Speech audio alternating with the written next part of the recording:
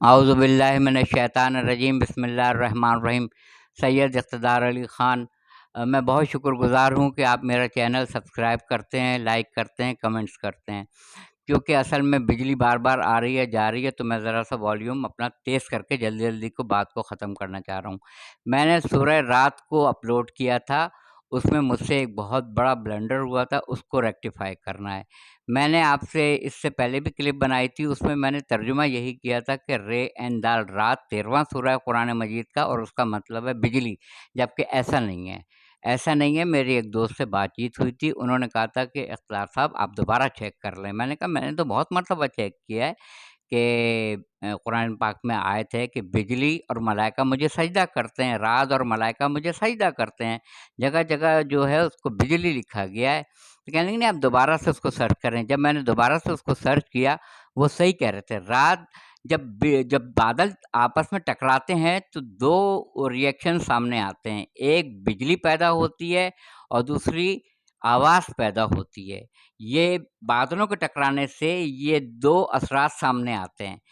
بجلی کی رفتار 1,86,000 میل فی سیکنڈ ہے ساؤنڈ کے حساب سے۔ تو پہلے ہم بجلی کو دیکھ لیتے ہیں، اور قرآن نے کہا جب بجلی کو دیکھتے ہو تو تمہارے دلوں کو اطمینان نصیب ہوتا ہے، یعنی یہ کہ تم پر نہیں گری، تم محفوظ رہے۔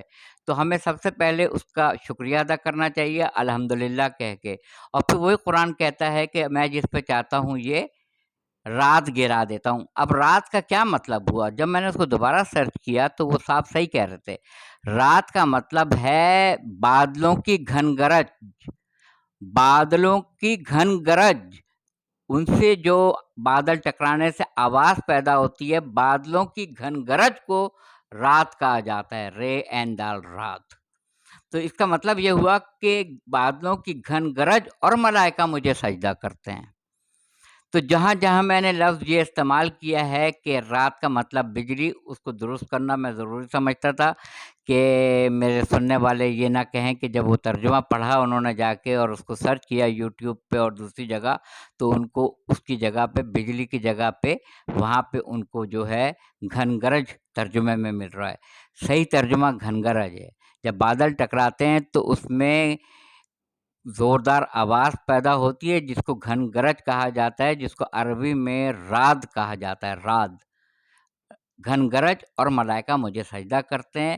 اور پھر جب وہ روشنی دیکھ لیتے ہیں، روشنی کا مطلب ہے لائٹ کو دیکھ لیتے ہیں، لائٹ، اس کے لیے جو لفظ استعمال ہوا ہے وہ برق، بے ریقہ برق کہتے ہیں نا، برقی روح، تار میں برقی روح ہے، یعنی وہ لائٹ ہے جو تاروں کے ذریعے گھروں میں پہنچائی جا رہی ہے، لائٹ، اس کو برق کہتے ہیں۔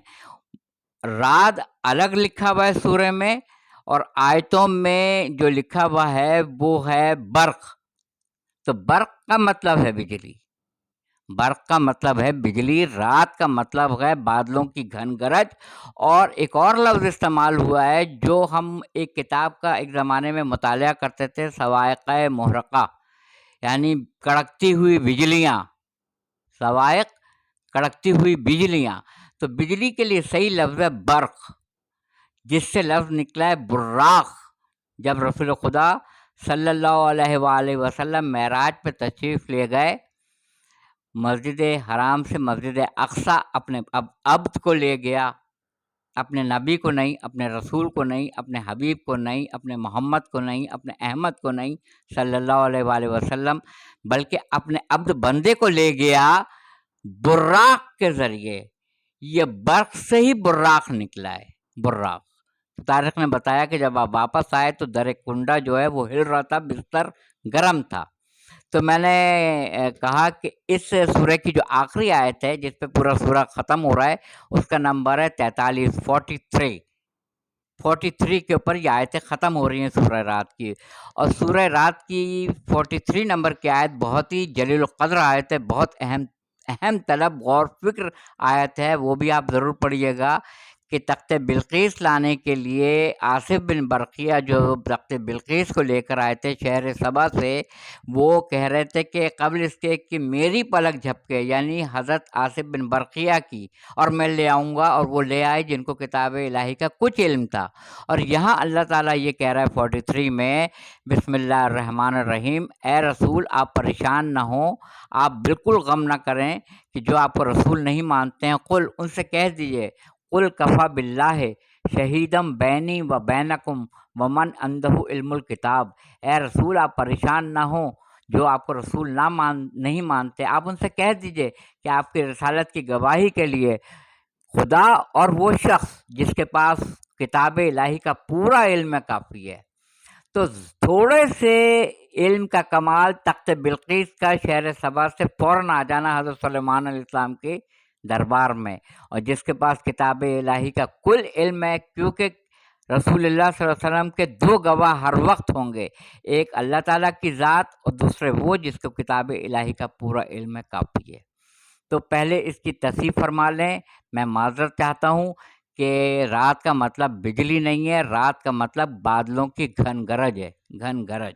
کمنٹ سیکشن میں کمنٹس دیجیے گا اور بتائیے گا کہ پڑھنے کے بعد سے کہ آیا میں نے آپ سے درست کہا بھی ہے یا نہیں۔ میرے چینل کو سبسکرائب کیجیے گا، لائک کیجیے گا، اور اپنے گروپ میں اگر چاہیں تو اس کو آپ شیئر بھی کر سکتے ہیں۔ وآخر دعوانا الحمدللہ رب العالمین۔